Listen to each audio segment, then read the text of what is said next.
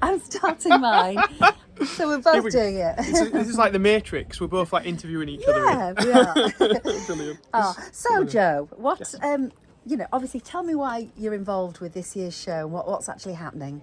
So I'm a farmer from South Yorkshire, and I've got a YouTube channel and TikTok as well. And you guys sort of wanted me in on doing a bit of filming around the show and the behind the scenes, the run up to it. And yeah. You've joined our presenting team because myself, Duncan Wood and John Mitchell are doing this behind the scenes YouTube channel, and Joe is our fellow presenter this year. So we're having some fun though, aren't we? It's been great, yeah. Honestly, it's like, you guys are all friends already, you're all friends, and I feel like I've just been let into this little friend group. It's brilliant. You're very welcome. You're very welcome. Now, tell me a little bit about what you normally do, because when your YouTube channel and your TikTok, you've got how many thousand followers? So I think on TikTok we're at about 65,000 and YouTube at 30,000. And how did it all start? It was probably about 3.5 years ago, something like that. Yeah. My friend had used the app to make this is TikTok app, to make a short video about his Christmas tree, and it sort of like flipped and it all looked really edited and fantastic. I thought, I want to have a little play on that. So anyway, I got the app, downloaded it, did some bits around the farm, and people started watching it. And I'm like, well, okay, we'll carry on with this. And the next thing, we've got a YouTube channel, and then it just blew up from there. And you basically, every day, you just talk to people about your life on the farm, don't you? Yeah. Where is your farm? So we're in South Yorkshire, in between Barnsley and Doncaster. And yeah, it's just anything that happens in the day goes into the video. So the start of the day is in the morning, so I say morning to everybody at the start, and that's become a catchphrase. It's like, do it for morning.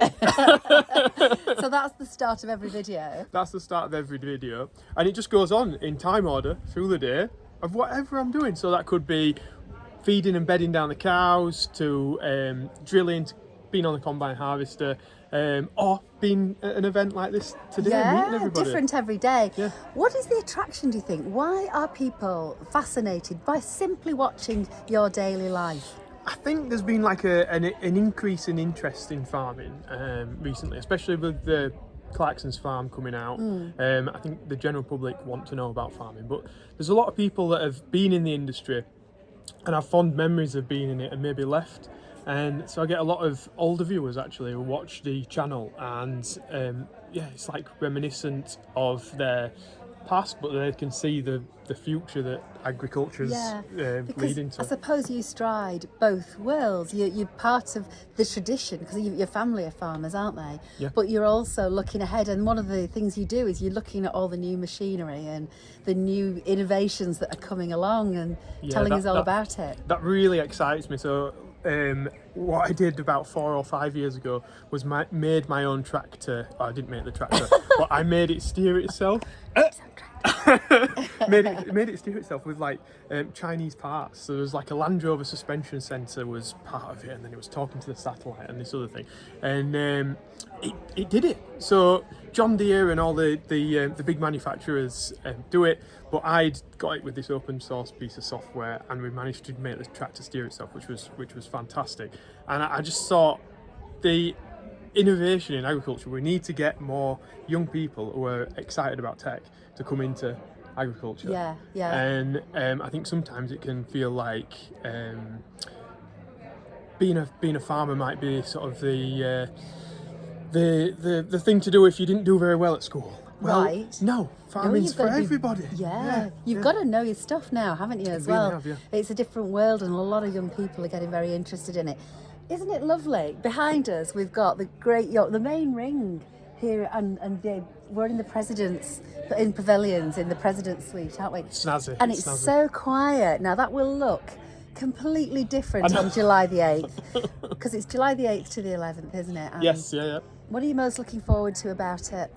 The busyness, of course, is fantastic, but I always like, just in the background this way, because that's where all the machinery is. Oh, that's where all the machinery all on is. that side. That's where it is. Hey, I never noticed those houses there before. You won't see them because there's just that much big kit. Like, yeah, but they've got they don't need to buy a ticket. They don't, do they? I never thought about that. But You do have to buy a ticket online because you can only buy tickets in advance. You can't buy at the door. Always sell out as well. Always sell out. So if anyone wants to go on the 8th to the 11th of July, then get your tickets now.